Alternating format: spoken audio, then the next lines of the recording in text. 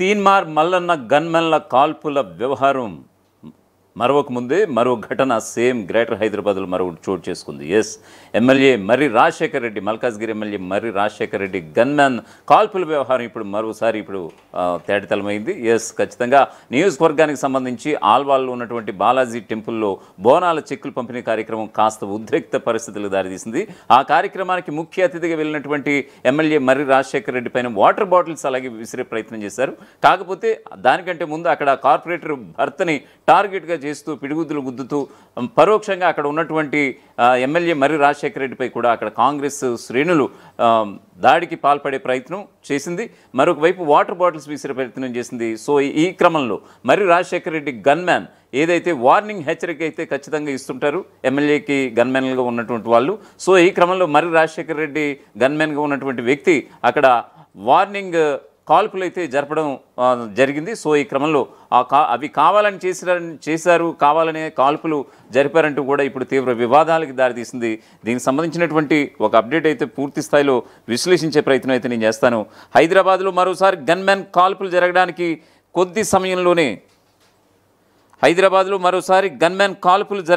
కొద్ది సమయంలోనే తప్పించుకున్న ఘటన మంగళవారం చోటు చేసుకుంది. మల్కాజ్గిరి ఎమ్మెల్యే మర్రి రాజశేఖర రెడ్డిపై కాంగ్రెస్ కార్యకర్తలు వాటర్ బాటిల్స్ విసరగా గన్మెన్ అప్రమత్తమై దాన్ని అడ్డుకున్నారు. సంఘటన మరింత తీవ్రతకు దారితీసే లోపు పోలీసులు రంగప్రవేశం చేయడంతో గన్మెన్ వార్నింగ్ కాల్పులు జరగడం తప్పించిందని తెలిసింది. వివరాల్లోకి వెళ్తే మల్కాజ్గిరి నియోజకవర్గంలోని ఆలయాలకు బోనాల పండుగ సందర్భంగా చిక్కులు పంపిణీ కోసం దేవాదాయ శాఖ ఆధ్వర్యంలో ఆల్వాల్ బాలాజీ వెంకటేశ్వర ఆలయంలో ప్రత్యేక కార్యక్రమం ఏర్పాటు చేశారు. ఈ కార్యక్రమానికి ఎమ్మెల్యే రాజశేఖర్ రెడ్డి, బీఆర్ఎస్ అలాగే కాంగ్రెస్ నేతలు అలాగే కార్యకర్తలు ఇతర శ్రేణులు కూడా హాజరైనటువంటి సందర్భం.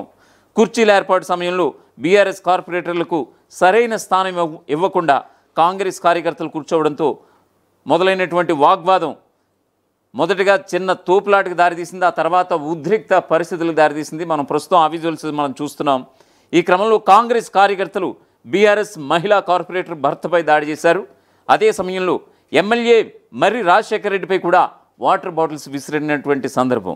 అప్రమత్తమైనటువంటి గన్మ్యాన్ అక్కడే ఉన్నటువంటి ఎమ్మెల్యే గన్మ్యాన్ వెంటనే దాన్ని అడ్డుకున్నటువంటి పరిస్థితి మరింత ఉద్రిక్తతకు దారితీస్తే గన్మ్యాన్ వార్నింగ్ కాల్పులకు సిద్ధమయ్యే స్థితి ఏర్పడిందని కూడా తెలుస్తోంది.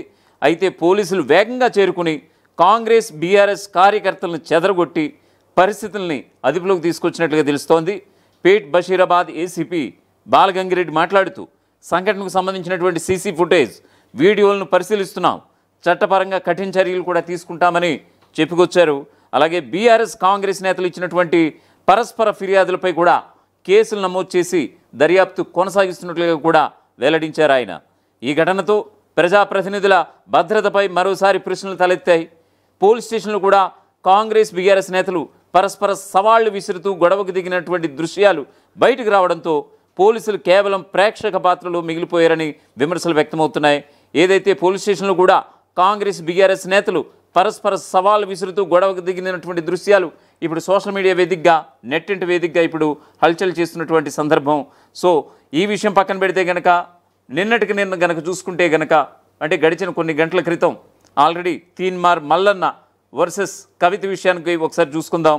బీసీ రిజర్వేషన్ల విషయంలో ఎమ్మెల్సీ కవితను ఉద్దేశించి ఎమ్మెల్సీ తీన్మార్ మల్లన్న చేసినటువంటి వ్యాఖ్యలు ఏవైతే ఉన్నాయో బీసీలతో మీకు మంచం పొత్తుందా అంటూ కూడా చేసినటువంటి వ్యాఖ్యలపై మండిపడినటువంటి తెలంగాణ జాగృతి కార్యకర్తలు తీన్మార్ మల్లన్న ఆఫీస్పై ఆదివారం దాడి చేయడం ఉద్రిక్త పరిస్థితులకు దారితీసింది.